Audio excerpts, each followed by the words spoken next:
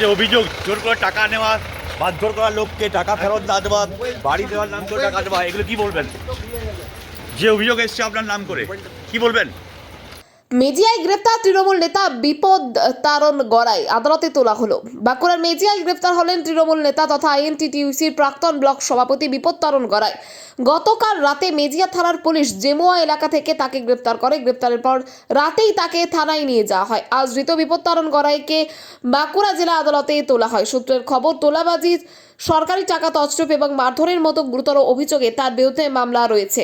অভিযোগের ভিত্তিতে তদন্তে নেমে মেজিয়া থানার পুলিশ তাকে গ্রেপ্তার করে বলে জানা গেছে। তবে তার বিরুদ্ধে ওঠা অভিযোগের সত্যতা তদন্তের পরেই স্পষ্ট হবে। ঘটনাকে ঘিরে এলাকায় রাজনৈতিক মহলেও ছড়িয়েছে চাঞ্চল্য।